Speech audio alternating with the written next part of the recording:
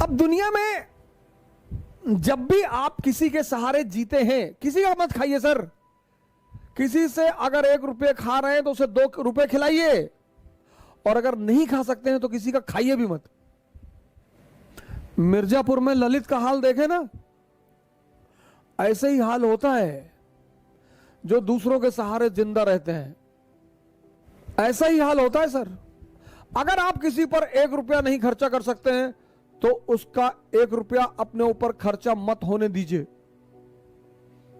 जब तक संभव हो दुनिया में किसी का एहसान मत लीजिए, नहीं तो कल आंख दिखाएगा तो आप गाली नहीं दे पाएंगे। इस देश में लोग जितना अपने मां बाप को बुरा भला कहते हैं उतना किसी को नहीं कहते। एक साहब एक बार मेरे पास आए, बोले हमारे मां बाप हमारे सबसे बड़े दुश्मन है। मैंने कहा क्यों? बोले मैं आईएएस की तैयारी करना चाहता हूं और वो मुझे आईएएस की तैयारी नहीं करने दे रहे हैं। मैंने कहा क्या कह रहे हैं? कह रहे पहले कोई जो है और नौकरी कर लो। मैंने कहा बुरा क्या कह रहे हैं, क्या करते हैं? बोले पिताजी हमारे चपरासी हैं। मैंने कहा इतना बड़ा कर दिया, वो एहसान नहीं है।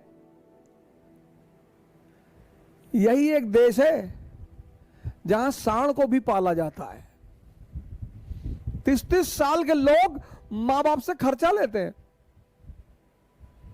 और लड़कों को तो कोई हक नहीं है। 30 साल उम्र हो गई, पापा पैसा भेज रहे तैयारी करने के लिए, इनको बांध के मॉरिशस भेजो, साउथ अफ्रीका भेजो, इनसे बंधुआ मजदूरी कराओ। 30 साल, हद से हद 25 साल। आप 30 साल के हैं तो आपके फादर रिटायरमेंट के स्टेज पे पहुंच रहे हैं, बुजुर्ग हो रहे हैं। किसी का खाइए मत सर, बिल्कुल मत खाइए, नहीं तो किसी दिन किडनी मांग लेगा आपकी। खिलाएगा पिलाएगा, जूता पहनाएगा नाइक का, रेडॉस का। या नेता लोग क्या कहते हैं, भाई है हमारा। नेता के साथ जो 2-4 लोग टहलते हैं, कभी नेताजी से पूछे कि नेताजी ये कौन है? अरे हमारे भाई की तरह है। और किसी दिन ले आके ललित वाला हाल कर दिया।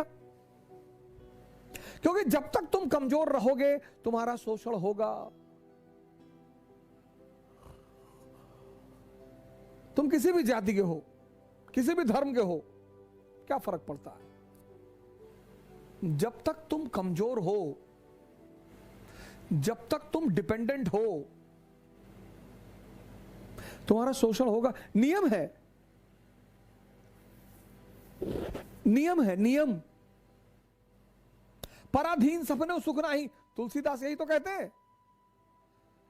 जो दूसरे के अधीन है उसको सपने में भी सुख नहीं है। पराधीन सपने सुख नहीं। एक पक्षी है रैवन, वो बाज के कंधे पे जाके बैठ जाता है, और बाज शाहीन, पक्षियों का राजा है शाहीन, शेर के मुंह से गोश्त निकाल लेता है। शेर जब उसकी आवाज सुनता है तो शेल्टर मांगने लगता है, भागने लगता है। उसके कंधे पे जाके रैवन नाम का पक्षी बैठ जाता है। तो पता है बाज क्या करता है?